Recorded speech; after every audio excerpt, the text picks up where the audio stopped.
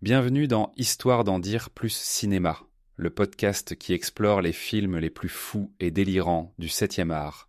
Je suis votre hôte, Sky Bohemio, et aujourd'hui nous allons plonger dans l'univers complètement dingue de Brain Dead, aussi connu sous le titre Dead Alive aux États-Unis.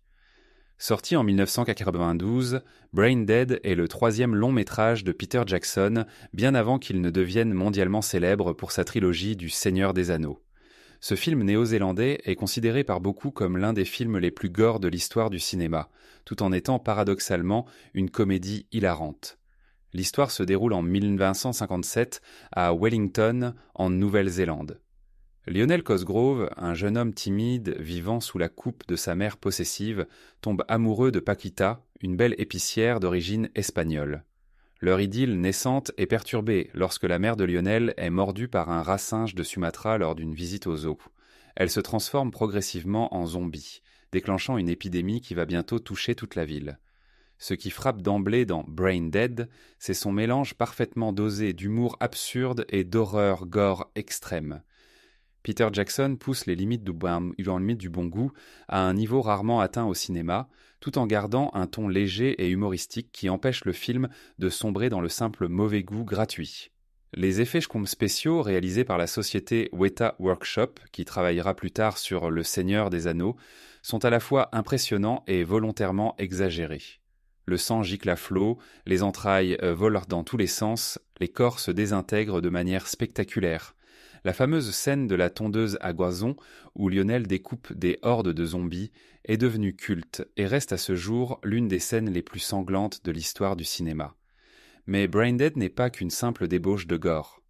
Le film est aussi une comédie romantique touchante et une satire sociale mordante. À travers le personnage de Lionel et sa relation avec sa mère, Jackson aborde des thèmes comme la dépendance affective, le poids des traditions familiales et la difficulté de s'affirmer face à l'autorité parentale. La transformation en zombie de la mère de Lionel peut être vue comme une métaphore de son emprise toxique sur son fils. Le film se moque également de la société conservatrice néo-zélandaise des années 50, avec ses codes rigides et son hypocrisie. Les zombies, avec leur comportement désinhibé et leur appétit insatiable, représentent une forme de libération face à ces contraintes sociales. L'interprétation des acteurs contribue grandement au charme du film. Timothy Balme est parfait dans le rôle de Lionel, passant de la timidité maladive à l'héroïsme le plus improbable. Diana Peñalver apporte une touche de fraîcheur et d'exotisme dans le rôle de Paquita, mais c'est Elizabeth Moody qui vole la vedette dans le rôle de la mère de Lionel, livrant une performance tour à tour terrifiante et hilarante. La mise en scène de Peter Jackson est énergique et inventive. Il utilise toute une panoplie de techniques, accéléré, ralenti, stop motion, pour créer des séquences mémorables. La scène du bébé zombie, par exemple, est un modèle de timing comique et d'effets spéciaux ingénieux. La bande originale, composée par Peter Dasent, contribue à l'ambiance unique du film.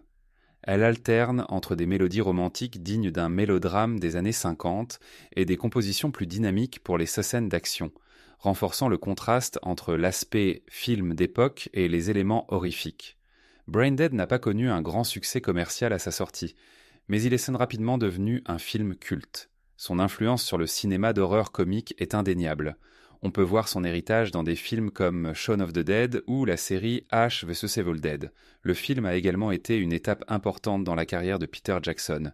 Il y a perfectionné ses techniques de réalisation et d'effets spéciaux, qui lui serviront plus tard pour ses projets à gros budget. On peut même voir dans certaines scènes de bataille contre les zombies une préfiguration des grandes séquences d'action du Seigneur des Anneaux.